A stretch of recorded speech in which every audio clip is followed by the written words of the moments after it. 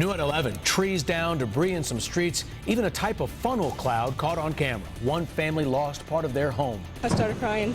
I don't know what we're going to do now. Channel 2 Action News was there the moment unexpected volunteers arrived to help this family recover from the storm.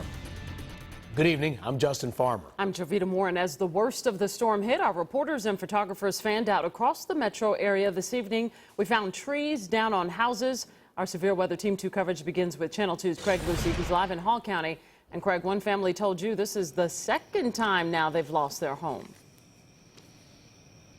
Jovita, they had to move out of their previous home due to some mold issues, and now they've got another big problem on their hands. As we were driving around the Chadwick Drive area, we saw a lot of this debris in the road, several downed trees, including this one, which came down right on top of this home, and now they can no longer stay here. We'd come home and it was like this. When we met Pam Waldo sitting on the back of this truck with her family, she told us what it was like pulling up and seeing her home in this condition. I was crying. I started crying. I don't know what we're going to do now. This tree crushed the roof on one side of their house. Right where we sleep at. I'm in their bedroom, and you can see what this tree did to their ceiling. The family tells me that their 7-year-old son is normally in this bedroom during the time of day when this tree came crashing down, but fortunately, they were at the doctor's office. It was pretty scary, real scary. I mean, the wind, really hard wind, rain. Sandra Walford lives 2 doors down. I planted that tree in 2004. She says from her front porch she watched the severe thunderstorm roll into Flowery Branch with winds around 45 miles per hour. The trees were just falling like crazy, so we jumped back in the house. If it wasn't for these tree guys right here, I don't know what we would have done. Back at Pam Waldo's home, they are getting the help they desperately need from the Georgia Tree Company for free. She's got a small son that's 7 years old.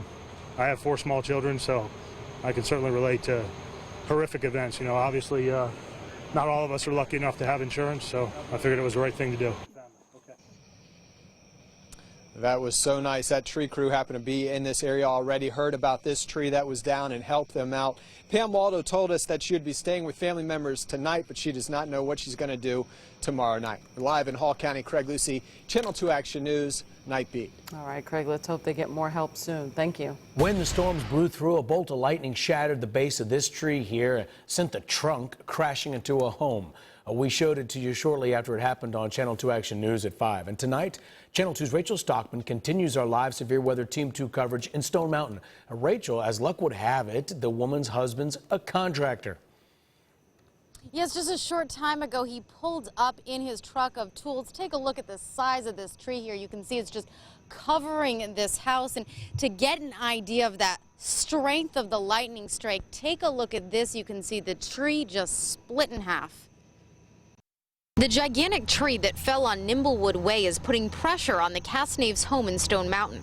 The homeowner says she got the frantic call this afternoon. My neighbor called me at the job. I was at work, and my neighbor called. They said it was really, really bad rains and thunder and lightning, and they heard the actual striking of the thunder. Marlise Casnave is thankful her son was called in early to work, so he wasn't home either when the tree just split in half. And just about an hour ago, her husband arrived home with a truck full of tools. He's a contractor and will start assessing the damage at his home. When we first looked at it, it's just water damage inside the house. The tree actually penetrated through the roof, so there's water damage throughout. Throughout the night, neighbors stopped by to make sure the family was okay and take a look at the damage. Actually, when we came inside the driveway, we started looking around at our trees because I know at our other house we had to actually cut down some trees because they were rotten, and I was just like, thank God. And thank God we don't have any trees that close to the house. I'm just thankful and very, very thankful that we're safe. And just about 20 minutes ago, a tree removal company stopped by the house. They say they'll be back first thing in the morning to start removing the tree. Good news, though, this family does tell me they do have homeowners insurance. Reporting live in DeKalb County, Rachel Stockman, Channel 2 Action News Night Beat.